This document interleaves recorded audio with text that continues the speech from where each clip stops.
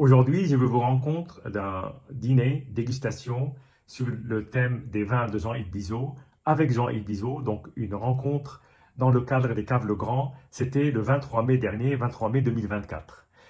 C'était pas la première fois que je rencontrais Jean-Yves Bizot, et encore moins la première fois que je rencontrais au Cave Le Grand, puisque la première fois que j'ai eu l'occasion de déguster ses vins, il était là pour les présenter dans les salons des Caves Le Grand. C'était en janvier 2017. C'était la première fois que je le rencontrais, mais aussi je goûtais ses vins en même temps, ce qui pour moi a été un énorme choc, parce que j'étais pas du tout préparé à déguster ces vins-là, et c'était quelque chose de somptueux. On avait commencé par les blancs, et on avait dégusté pratiquement toutes ces cuvées de rouge de l'époque, et à chaque gorgée, c'était une fraîcheur et un naturel que je n'avais encore jamais expérimenté, en tout cas avec les vins de Bourgogne. Là, donc, ce fut un choc.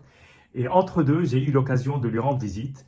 C'était il y a 4 ans, donc vraiment au milieu, en 2020, chez lui, dans ses chais, où j'avais eu, à cette occasion-là, pu déguster ces 2019 qui sont absolument sublimes. J'avais dégusté 4 cuvées, je me souviens de chaque cuvée, le goût qu'elle avait, et en particulier ce chapitre 2019 qui va ouvrir la dégustation donc de mai dernier. Je m'en souvenais comme si c'était hier, et en plus, je me souvenais aussi des longues discussions qui n'étaient pas forcément liées au vin avec Jean-Yves, qui est quelqu'un de cultivé et de passionnant. Bien, alors on va quand même revenir à ce dîner dégustation, puisque c'est l'objectif de ce compte rendu, pour vous dire que donc nous avons eu droit à un repas absolument superbe préparé par le chef cuisinier des Caves Le Grand, donc Ben Anthony. Nous avons eu droit à 5 flights, comme on dit, donc 5 successions de mets et vins, dégustation de cuvées de vin avec le mets qui va avec. Donc il y avait 4 préparations culinaires, et puis nous avons fini sur du fromage. Voilà, je relis ma fiche juste avec mes petites notes, et plus ça avançait, moins il y avait de notes, mais évidemment, bon, moi j'écris parfois juste pour me souvenir, je relis pratiquement jamais mes notes, mais là, juste pour me souvenir des vins. Donc nous avons commencé avec ce fameux chapitre 2019, dont je me souvenais très bien, et j'ai retrouvé ce côté très framboise, cette attaque qui est très fine, très soyeuse, et un léger côté fumé que je retrouve souvent chez Bizot. Alors, Jean-Yves Bizot utilise du fût neuf. Alors, peut-être ce fumé vient des fûts, mais je ne crois pas. Je crois aussi que ça peut venir de la manière très douce de, vinifier ces vins, de laisser le temps se faire. D'ailleurs, il utilise le plus souvent de la grappe entière. Et là, donc, sur ce 2019, j'ai retrouvé ce profil qui tout de suite vous plonge dans le domaine et dans le style des vins de Jean-Yves Bizot. Dans la même chapitre, si je puis dire, sans jeu de mots, d'ailleurs sur un riz de veau qui était absolument superbe, avec des condiments framboises. Alors c'était superbe parce que la framboise reflétait bien ce que j'avais ressenti sur le chapitre. Nous avons dégusté le Vendôme-Malais Village. Donc chapitre, c'est un Bourgogne, donc simplement appellation contrôlée, mais ce sont des parcelles, hein. Ce n'est pas un Bourgogne au sens large, ce sont des parcelles qui sont au sud de Dijon, et donc le chapitre, c'est un niveau appellation régionale, parcellaire, mais appellation régionale. Là, on passe à l'appellation village, donc on pourrait monter d'un cran, je ne suis pas tout à fait sûr, mais cela dit, nous avons eu droit à 2 Vendôme-Malais en Magdang, un 2008 et un 2015. Je dois dire que le 2018 était moins équilibré, il avait un côté réduit oxydé assez surprenant. En revanche, le 2015 était absolument superbe, et j'ai retrouvé un côté fumé, mais plutôt même charbon, et une superbe acidité. Vraiment, c'était un énorme vin. Ensuite, nous sommes passés sur l'Héréa. Et là, donc, c'est du parcellaire de village. Donc, nous ne sommes pas en premier cru. Nous sommes toujours sur du village, mais l'ERIA, c'est du parcellaire. C'est une toute petite production. Je crois qu'il y a un fût, si je ne m'abuse. Et là, nous avons goûté ces vins bien que rouges sur de la queue de homard breton rôti au beurre de safran. Et j'avoue que la confrontation entre les deux vins était absolument superbe. Alors, le 2011 était très beau, c'est une belle année.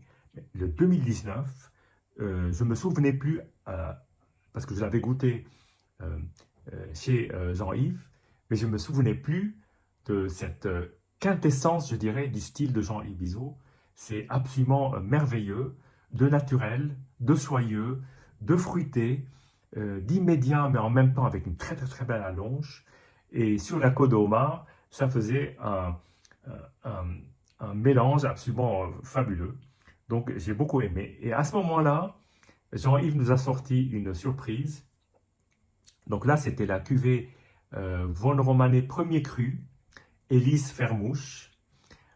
Cette cuvée-là est en fait un échezeau qui ne dit pas son nom. Ce sont des parcelles des échezeaux du domaine de Jean-Yves qui ne vont pas dans la cuvée échezeau grand cru, donc qui sont vinifiés à part et qui sont, je dirais, volontairement déclassés en premier cru pour les distinguer des échezeaux. Et là, en 2017, c'était très très très beau. C'est une toute petite cuvée, je crois qu'il y a peu de bouteilles. En tout cas, c'était magnifique. Ensuite, nous sommes passés au Jachet, toujours en 2011 et en 2018 à la place de 2019. Alors, les Jachets, c'est une autre parcelle, comme les Réas, c'est une autre parcelle. Là, on était sur du filet de canard de Chaland avec un jus Montmorency à la cerise. Alors, c'est vrai que les fruits rouges et les fruits noirs sont souvent des instants d'attaque dans les arômes des vins de Jean-Yves, et d'un seul coup, ça peut ressortir. Et j'avoue que c'était particulièrement adapté à ces deux vins, et je dois dire que le 2018 m'a absolument estomaqué. Le 2011 était tout à fait remarquable, mais le 2018, c'était absolument sublime. Ensuite, nous sommes passés sur les échezeaux en 2010 et 2015. Là, c'était sur des pâtes fraîches, des agnolotti, de girolles et de sarriette. Alors souvent, du fait de la fraîcheur apportée par les vendanges entières chez Jean-Yves Bizot, on a souvent un côté, alors je dirais, herbacé, mais au sens noble du terme. Et là, effectivement, la sarriette se combinait bien, merveilleusement d'ailleurs, avec les échezeaux. Et là, nous avions donc le 2010 en Magnum et le 2015. Le 2010 était absolument magnifique, d'autant plus en Magnum, avec 14 ans d'âge. C'était absolument superbe. Le 2015 était très beau.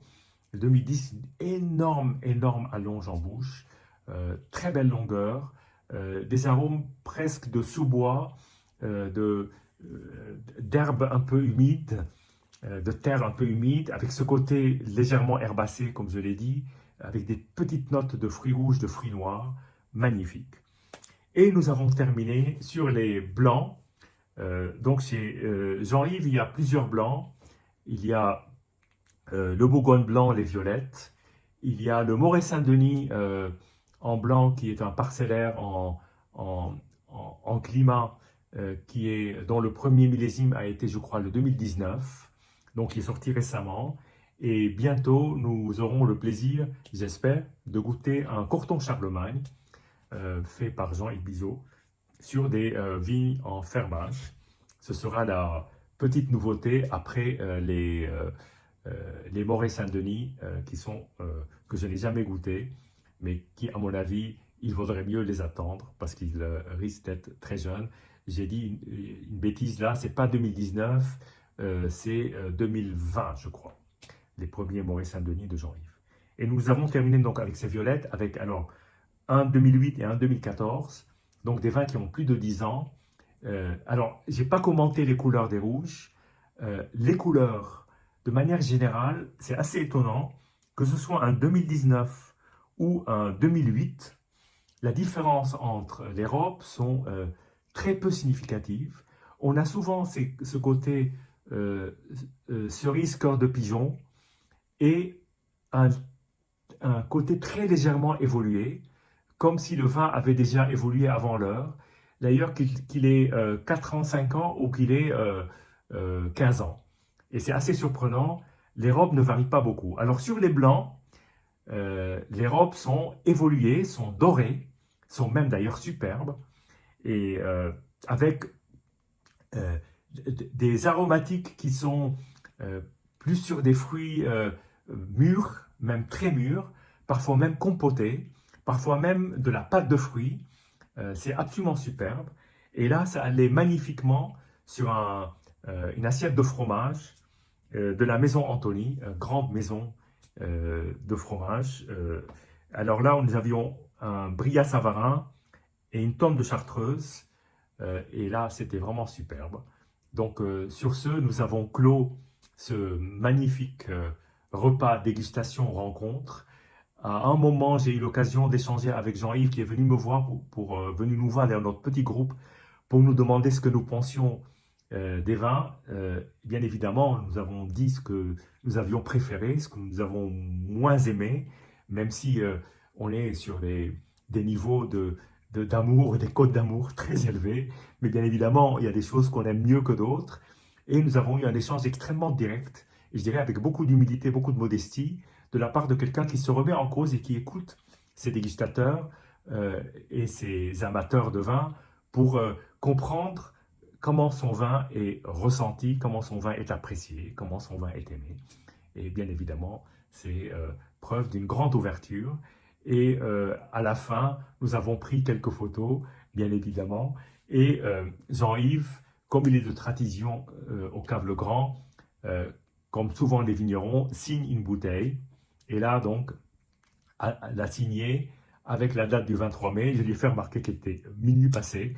Et donc, il y a eu ce petit clin d'œil. C'est pour ça que je vous disais en préambule, c'est une dégustation sur 2 dates. Donc, il commençait le 23 mai et qui se terminait le 24 mai. Là, je vous ai fait une petite indiscrétion parce que nous avons effectivement dépassé minuit. Ça veut dire que nous avons passé un excellent moment pour un dîner qui démarrait à 20 h. Donc, on a largement dépassé l'horaire qui pouvait être imaginé pour un dîner dégustation. En tout cas, c'était absolument superbe de franchir les 12 coups de minuit dans cette ambiance-là où ça s'est terminé. On était debout en train de continuer à déguster les fonds de bouteilles. Et franchement, c'est un moment absolument magnifique. Et j'ai hâte à nouveau. Alors, j'ai dit en préambule aussi que c'était un compte-rendu sans dégustation. Il m'est difficile de sortir comme ça, au pied levé, une bouteille de Jean-Yves Bizot, mais un jour, je vous promets, je ferai une vidéo sur une bouteille de Jean-Yves et je vous ferai part de mes commentaires en direct, sans l'écran de quelques semaines qui nous séparent de ce 23/24 mai 2024. Au plaisir de vous retrouver et de vous raconter mes périples de dégustation. Et je vous dis santé et à très bientôt.